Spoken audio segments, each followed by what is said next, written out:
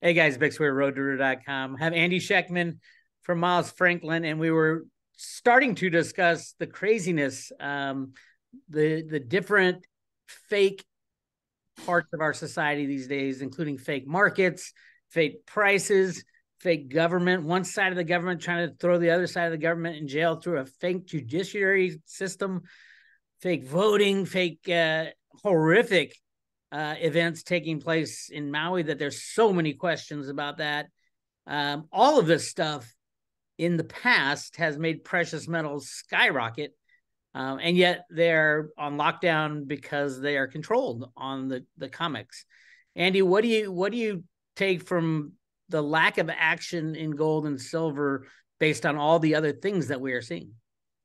Well, in terms of based on everything that we're seeing, to me, I find it to be the most distressing thing I've ever witnessed as an adult. The fabric of this country being torn apart, the full faith and credit. Well, credit. We're insolvent. We're a banana republic. At least we don't jail our political rivalries. Or maybe we do. Maybe we really are a banana republic. Maybe this isn't the place that everyone wants to come to for justice and equal application of the law. These are the things that are really bothering me. Not even as much for me. I mean, I'll be 53 years old next week. I'm not, 1 foot in the grave, but life is going fast. I worry about the world my kids are growing up in. And I find it to be very distressing and part of a bigger picture in terms of what do I think about gold and silver not reacting the way that they should? It's frustrating, but I take solace in seeing the acquisition by the most sophisticated traders on the planet using the suppression of the paper price and the rhetoric that is typically anti-metals, anti-gold, and pro-equities. I use that information to give me continued optimism in the respect that if price were an indication of value, then why are the exchanges being bled dry? Why is the biggest money in the world accumulating gold and silver? Why are the central banks buying more than at any time in history? To me, what gold and silver represent is the antithesis to the system. They have to step on it best they can. But the problem is, in a world where everyone is no longer a fan of the US, where they question, is this really the country that we always wanted to be a part of? In other words, the country that people would sail across an ocean on tires tied together with string. Is this the place of freedom and justice and liberty and equal application of law and rule of law and all of these things that seem to be frame? I think this has a big picture, and I think the rest of the world is no longer as enamored with the United States as they once were, and that's why you're seeing such a concerted effort, I think, to suppress gold and silver, because it really is. If gold and silver go higher, it signals that the dollar and the Western system is in very big trouble. So you want to make it appear as though everything's okay, step on gold and silver. But what's interesting is that as they step on it, the rest of the world is sitting there with open hands saying, oh, well, we'll take delivery then at that stepped on, suppressed, make believe price. This will end at some point. And it will end in a form, I use the term a lot, logarithmic decay, which is it's like going down the river towards Niagara Falls. And even though you don't know the falls are coming, you start to move a little faster, more downhill, and bang, all at once.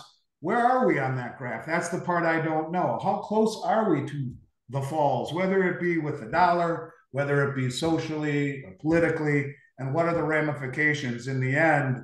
Bix, when you see the biggest money in the world using with great sophistication the rigged markets to position in gold and silver without anyone noticing, to me, that gives me optimism. And I hope other people share in that optimism, because if you just follow the price, it's counterintuitive price. It's frustrating as hell. I get it. So we will have our day. That I'm sure of. Just don't know when.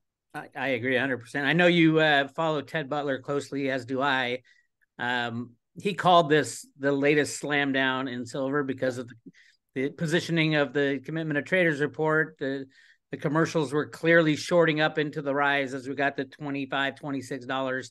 And they pulled the same bullshit that they have pulled every time for the past 40, 45 years, which gets me to think, one, it's the only thing they have in their toolbox. It's always difficult to say that because, they made the price of oil go to minus $40 briefly, which no one would have thought of was possible. To me, I've always thought and known and proven that all the commodity markets and the stock markets are rigged with computer programs. Now, sometimes they don't always have to rig it. They usually have to rig at certain, they run certain events, certain, kind of like the little man behind the curtain. If the price gets a little out of line, they're going to pull some operation to get it back in line. That's exactly what happened in the last month with the commercials.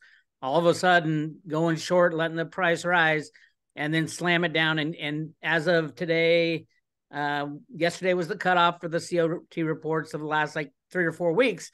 And they've covered all the shorts that they put on, and now they're going long. It's the same thing every single time. The CFTC obviously is running cover for them, as Rustam Benham says when he says, we had to tamp down the price. That's how they do it.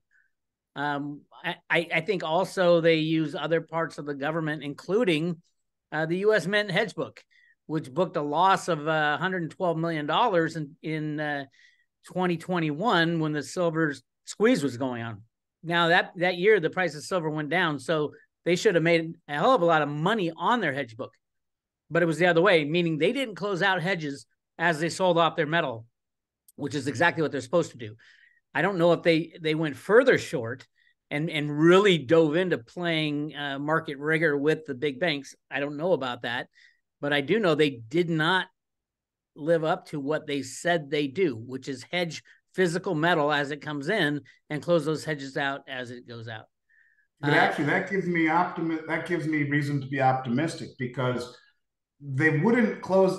To leave those hedges open, it could be disastrous. You put a metals company like mine out of business if the market moves against you. But if you want to maintain an illusion that silver is not so important, I've told, I don't know how many millions of people in all the interviews I've done, that your 3-part interview with the guy that developed the Silver Eagles, Jack something, was groundbreaking. And I tell everyone they need to listen to it to gain some insight. But when you realize that we have no strategic stockpile of silver, that it is needed copiously, not just in industrial and monetary applications, but also in military applications, the need for it should be not a industrial metal, but a strategic metal. Maybe the U.S. government is stockpiling silver. I know you think about that a lot. It makes me believe they are. It makes me believe totally that price is a tool of misdirection. So if you understand that price is a tool of misdirection, and don't focus on the annoying shorting of it, the counterintuitive nature of it, but why? Why are they doing it? And then you throw into it the fact that last year they made 14 million Silver Eagles. This year, even with the doubling of production, they'll be likely to make 14 million Silver Eagles, which would be about 25% of what they have the capacity of doing. Where's the rest of it going? And and the video you did with the CEO of Sunshine Mining, everyone thought it was a shortage of blanks. He proved it wasn't.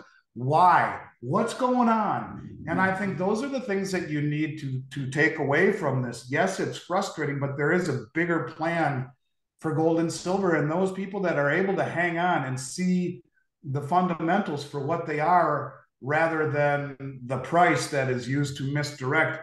I mean, look at even the most sophisticated money managers in the world get constantly fleeced by price. They're ignoring fundamentals, and they get fleeced by the commercial banks every single time. And you're right, they are net long right now, and not as net long as they've been the past 3 times when the price really jumped up. So maybe there's a little bit more weakness ahead. I don't know. I do expect to see the price rise based upon the positioning of the commercials opposite the money managers who are now short. But yeah, I guess to me, it's a bigger picture. The U.S. Mint wouldn't do this to make profit. The U.S. Mint would do it because they were told to do it for a bigger reason. And I think that is where you take optimism from, and try and find it, and see what's the term, Occam's razor. What's the only explanation that would be logical why the U.S. would limit production of the silver eagles, which is against the law? And why would they not close out short positions after they've got the other side covered, or the hedge no longer needs to be there, if not to suppress the price of silver further? And if you have the backing of the US government behind you, you don't care how underwater that short position goes. So these are the things that I take away from what is annoying and counterintuitive to finding optimism in it. And I think that's what you have to do if you want to try and see the big picture. And I would like to point out this, not for those who don't think that the US government would secretly stockpile silver and be making silver eagles. It's not the first time that they have secretly stashed away silver. I've talked a lot about the Y12 facility at the Manhattan Project. That was, from my calculation, it's around 3 billion ounces of silver that were transferred out of West Point, made into these calutrons, which are electronic magnets that separated uranium. And that stayed in place until the 1990s, when it was shut down and all that silver came back into the market. A lot of it went, you can see it in the export data in the mid-90s. Part of the revelations that came from that discovery was the Leslie Groves, the guy was the general that was in charge of this project, said one of the most important things about the secrecy was not to let people know that their silver certificates were not backed by silver anymore that was in the vault. They still held the silver. It was just in a different area for a different purpose. They also, in 1941, if you look at the gold-silver ratio, for a very brief time in history, the gold-silver ratio went close to 100 to 1 in the early 1940s. And that was when the United States had something called the Silver Purchase Program with Mexico, where they were trying to fill the coffers of the U.S. government. I think they needed, it was 3 to 1, 3 parts gold to 1 part, or 2 to 1, 1 part silver, that they were supposed to have by law or by mandate in the treasury. And they were way short on silver. They were getting all this gold from wherever we're getting. I'm not saying the Grand Canyon, but it was the Grand Canyon. But they had all this gold in the coffers, and they were short the silver. So they started the Silver Purchase Program, which made me want to call you up and say, hey, let's talk about the gold-silver ratio. Now, for those who don't know, the gold-silver ratio is very easily, it's how many ounces of gold how many ounces of silver can 1 ounce of gold buy you? Right now, we're looking at 84 to 1 on the COMEX price, which is just so unbelievable. But you look at history in the U.S. since we started computer programs and the COMEX began really trading, it has been there before and has been higher. For one point in 2020, when JP Morgan was negotiating with the DOJ about their rigging fine, it went to 126 to 1. Now, there is no metric on the planet that says the gold-silver ratio should be so high. As a matter of fact, every single metric you look at screams that it should be well below 10 to 1 because of various reasons. Why don't you give me a couple of reasons? I wrote down a few. I know you talked about coming out of the ground. What's silver coming out of the ground at the mines right now? 7 to 1. And Keith Neumeyer is a friend of mine. I saw him just a few weeks ago. He's told me numerous times privately. He said it publicly just a few weeks ago at Rick Rule's conference. It's a 7 to 1 geologic ratio. And that's because silver is found in the Earth's core, or the Earth's crust, rather, as in a form called epithermal, which is very, very near the top of the surface. So big deposits were found decades ago. And that's why of the nearly 1 billion ounces mined last year, roughly only 350 million came from companies like Keith's, who are on the search for silver. The majority of the silver comes as a byproduct of mining other metals. So it is a depleting asset that for 5,000 years came out of the ground at 16 to 1, hence the 16 to 1 price. Even when Sir Isaac Newton was trying to figure out the relationship between gold and silver for the currency at the mint, however many hundreds of years ago, he used a 16 to 1 ratio. That's been predominant forever until now. You have a 7 to 1. And if you realize that the average price ratio the past 100+ years been roughly 42 to 1. That's still 6 times higher than what it's coming out of the ground at, which would represent a double from where we are today, from 85 to 1. So this has happened. When I first noticed 85 to 1, Bix, was 2010. And I looked at it. I wouldn't doubt if I didn't talk with you about it. We might have even done a video. And it was the second or third time in human history it had been that high. And I begged everyone to trade their gold to silver. Within 7 months, 8 months, by mid 2011, you had $50 silver and 1915 gold. That's 37 to 1, just below its 100+ year average. So I think that this is an anomaly in every respect of the word. Anytime you are 80 to 1 or better, you need to be in silver. And this, or even 70 to 1 or better, but this represents an anomaly in every respect, in terms of its geologic relationship to gold, its price relationship to gold, its mining ratio to gold. In every way you look at it, historically and currently, this is an anomaly. And when I look at what has made me successful, there have been a half a dozen trades or more that I would consider to be career making, and every one of them centered around just that: identification and exploitation of price anomalies. This is 4 feet of snow in Delray Beach, Florida in July. And if that were to happen, I wouldn't call my sister back in Minneapolis and say, hey, can you ship me down my 2 snowmobiles that are in your garage? And because I would know it's an anomaly. It's the same thing right now, but even these distorted anomalies can last longer than logic would dictate. But I do think it is an anomaly.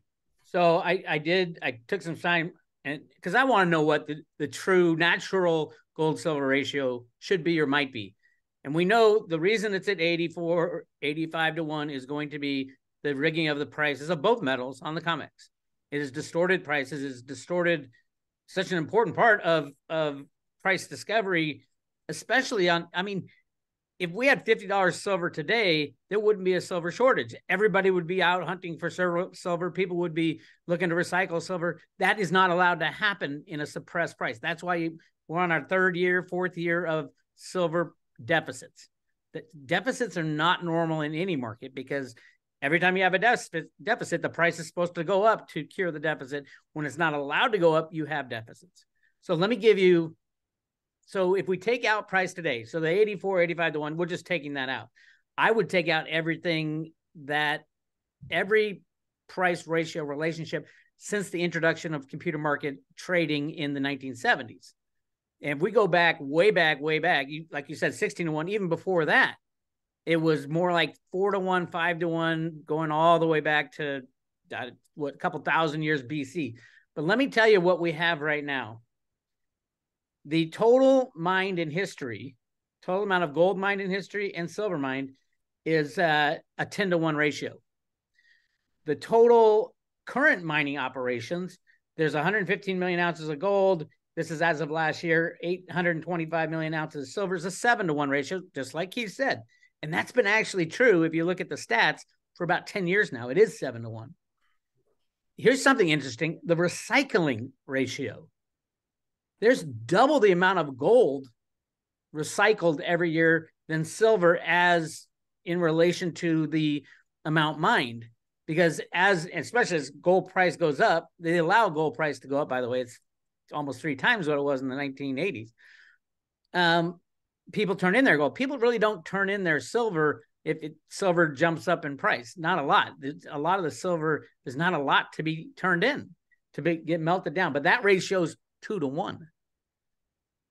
The mined and recycled annual, so you take the mined and recycling, is 6.5 to 1. The investable, this is I think what this ratio should be used for: investable silver and investable gold. The total investable silver and gold right now, most people believe it's around 6 billion ounces of each, which is a 1 to 1 ratio. That would be silver bars, silver coins, gold coins, even down to silverware, anything you can ultimately, that's not lost. And that's the most important thing to me, is how much silver has gone into the industrial side and does now. Right now, it's about 55 to 60% of silver it is taken out of that equation and goes into industrial side for disposition. It's eaten up. It's gone. It's not coming back.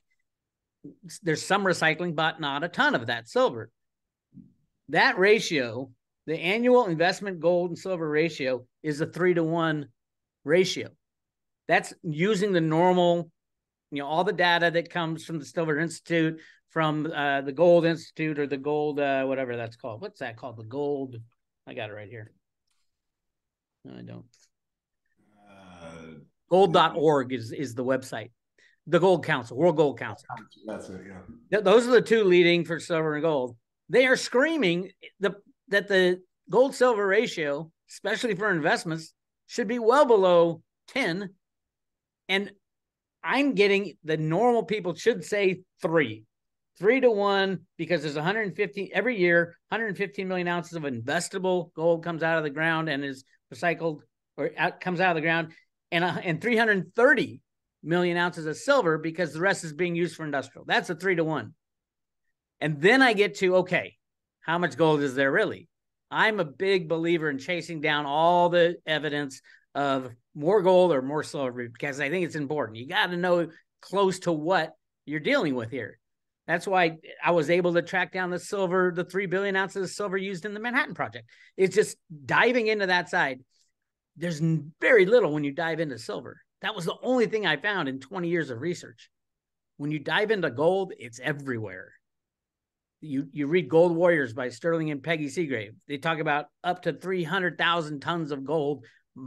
This is refined gold that were hidden in the Philippines. And there's all kinds of evidence in court documents and Supreme Court cases, and involves the Marcos family and all that stuff. There's evidence everywhere that was a true story. That was really what was going on. And that's why they tried to silence them. And then obviously I've been doing a lot of research on the gold in the Grand Canyon, the gold along the banks of the Colorado. There was a huge gold frenzy in the 1800s about all the gold that was found in the banks of the Colorado River. It is there, billions and billions of ounces, but they set the price of gold at $20, so it wasn't economic to mine. That's, because price plays into this. But that there is no place on the planet that has said, oh, we have identified billions and billions of ounces of gold in this area. I think the largest gold reserve mine is like 30 million ounces? Something like that. But this is billions of ounces, and it's still there. It's all in national parks now. I'm not saying rip apart the Grand Canyon. I don't believe in that. It's one of my favorite places in the world. I think there's a lot more history than we're allowed to even know that it goes in there. But what I'm saying is, with a price is very important when you're talking about, can you get your hands on the metal? And just look at the mining companies. Silver barely scraping by. A lot of mining companies go out of business because of the market rigging, and it screws up the economy. It screws up, obviously, the location of that gold. Towns get built up because they find this great find, and then the price gets slammed and everybody loses everything. This goes on and on and on. Who always wins? The bankers who rig the price. So ultimately, I am coming up with a very strange thing hit me just in the past few days, and that's something called the golden ratio. The golden ratio has been around since Euclid's time, and it's a math ratio. It's how they form the Fibonacci sequence, the spirals and all that. The actual number of the ratio is 1.618. To me, I believe the gold-silver ratio should be below 3-to-1. I don't know about 1-to-1, but 1.618 to me is like, it just rang true. Because I think it's below 3. It might be above 1-to-1, but it clearly isn't 85-to-1. And not one of these data points says 85-to-1 other than the rigged COMEX price. I'd agree with that.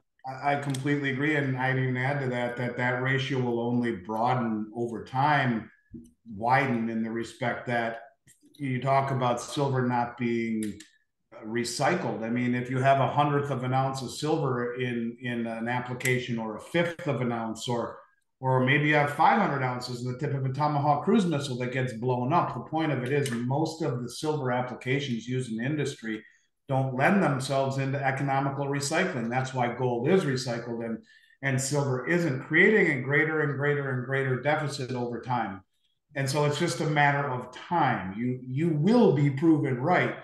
It is a matter of time, and I think it's very interesting that you see the largest concentrated short position on any commodity ever traded, or as Ted talks about, why is there all this back and forth trading between the banks in an effort to hold down the price? Why are they holding it down? That's the biggest question that needs to be asked. And the only thing that I could come up with is that they're doing all they can to replenish their stockpiles, because it is a strategic metal. And without it, you're in big trouble. So there's no question you are right in much of what you say, and maybe we're not right on the exact numbers, but the general thesis I don't take fault in. And I think it is the most undervalued, underappreciated metal on the planet that continues to experience a massive expansion in its uses. At the same time, it's disappearing geologically. No one's recycling it.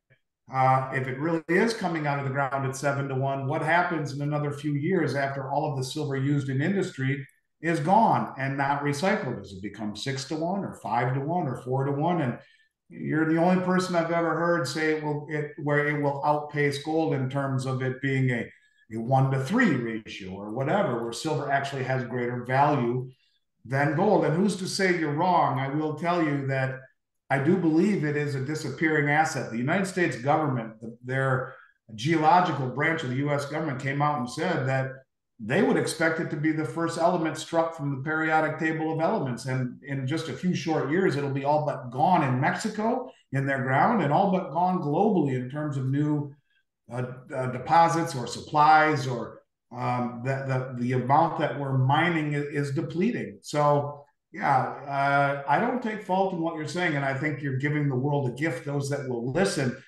And if you do listen and you do accumulate silver, it will be one of these things where it will be frustrating as hell until all of a sudden it's not. And then it will just all will make sense, and it will have really taken off after the big players have sourced all that they possibly can at these artificial prices. And then I think you will find reality injected into the equation, and it goes much higher and comes into much more of a true equilibrium with gold. At some point, the mining ratio has to take hold. At some point, these ratios that are true in terms of what is being used in industry and what is being mined out of the ground have to come into reality with the price. So this is an opportunity of a generation. Yeah, I agree 100%. And Miles Franklin is one of the few places that I know of that will swap your gold for silver. If you guys are interested, Andy will get you a good deal on a swap. If you want to swap all your gold for silver, that's what I have always recommended, just because of that ratio stuff. Are you guys still doing the swaps for Absolutely. We can help people get the metal back.